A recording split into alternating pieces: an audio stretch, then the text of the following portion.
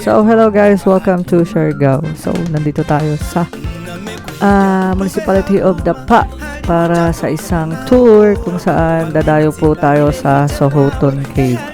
Famous clear water lagoon dito po sa island ng Siargao. So, meron po akong cousin, siya po ay isang tour guide. Kilala po siya sa isla na ito. At niyaya po niya ako na maging tour guide for a day. So, binigyan niya po ako ng 14 guest for to this activity. So, sinamahan ko po sila ni ma'am at sir doon sa area ng Socorro.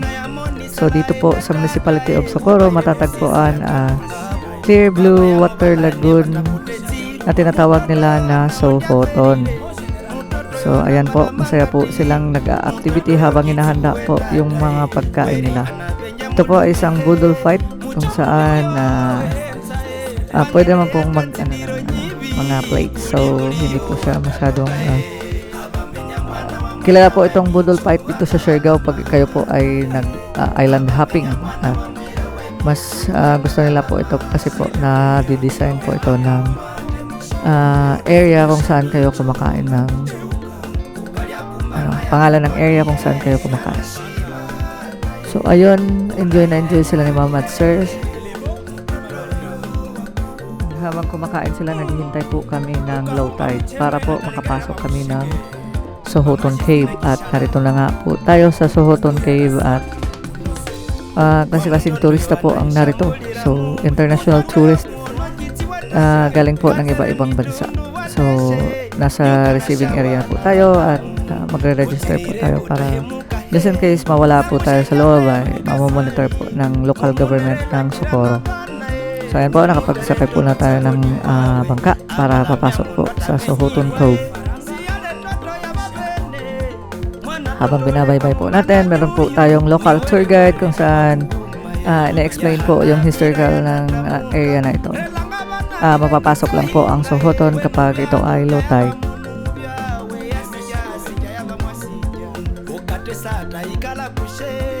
Isa lang po ang daanan at papasok at labasan po ng Sohoton Cove.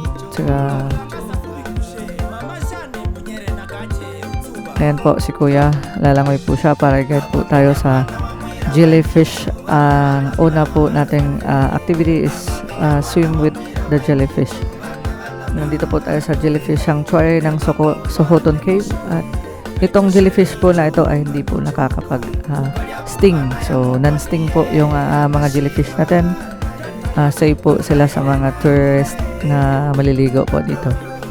Sa ngayon po ay nakikita po namin na yung clear jellyfish lang po ang available dito kasi hindi pa po breeding season ng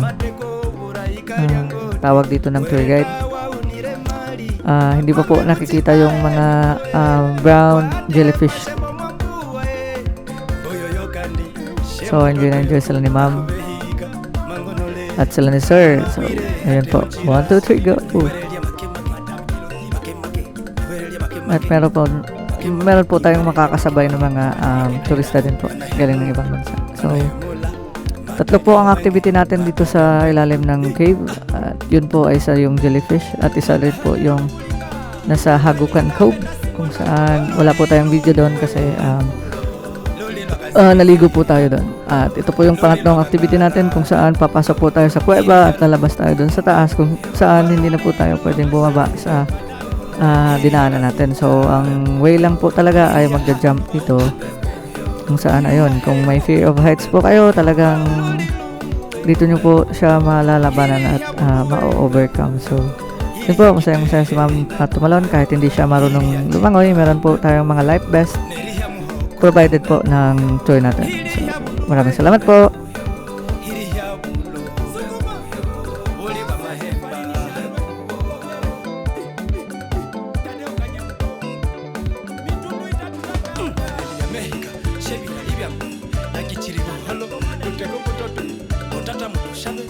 Mwana ngabani, mwana ngabani, mwana ngabani,